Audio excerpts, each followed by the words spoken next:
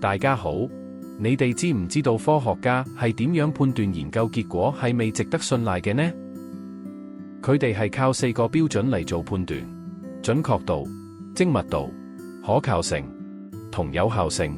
跟住我會逐一講解呢4個字詞嘅意思，同埋探討佢哋喺科學探究入面嘅重要性。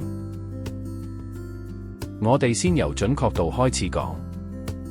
喺科學入面，準確度係指你嘅量度值同真實值有幾接近。想象下我哋喺度掟飛鏢，紅心代表真實值，而你掟出去嘅飛鏢就代表你嘅量度值。如果你掟嘅飛鏢好接近紅心，咁就係準確度高。假設呢隻小鼠嘅真實體溫係攝氏37.0度，如果你用溫度計量到攝氏36.9度，由於呢個數值好接近真實值，所以準確度高。但如果你量到35.7度，咁就係唔準確。跟住就到精密度。精密度係指你重複量度嘅數值之間有幾接近。繼續想象你喺度掟飛鏢，如果啲飛鏢全部都掟得好埋，咁就代表精密度高。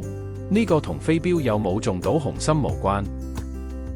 假設你量咗呢隻小鼠嘅體溫3次，結果分別係攝氏35.3、35.5同35.4度，因為佢哋之間數值接近，所以精密度高，但因為唔接近真實值，所以唔準確。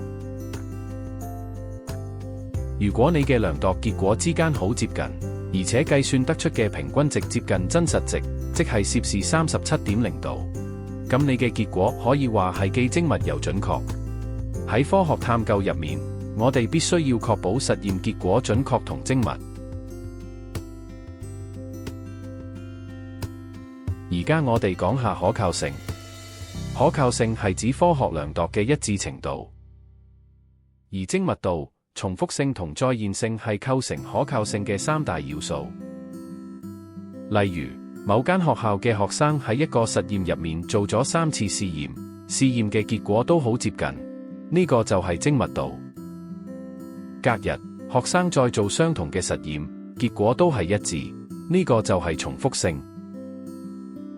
而另外一間學校嘅學生，按照相同實驗步驟進行實驗，亦得出差唔多嘅結果，呢個就係再現性。只有同時具有精密度、重複性同再現性嘅實驗，先至可以算係具備可靠性。最後講下有效性。有效性係指實驗達至預期探究目標嘅程度，即係實驗能唔能夠完成到你定下嘅探究目標。假設你想研究光強度對植物蒸騰速率嘅影響，為咗確保你嘅實驗具有效性，你需要做2件事。首先，揀一個最有可能達成探究目的嘅實驗設計。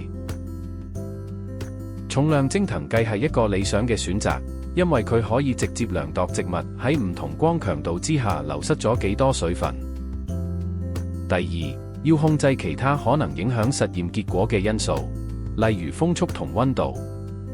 如果呢啲因素喺實驗期間發生變化，你就冇辦法確定實驗結果係由光強度變化，定係由其他因素改變所造成。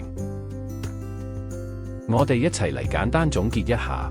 當你設計下一個實驗嘅時候，不妨問自己畫面上面呢4條問題。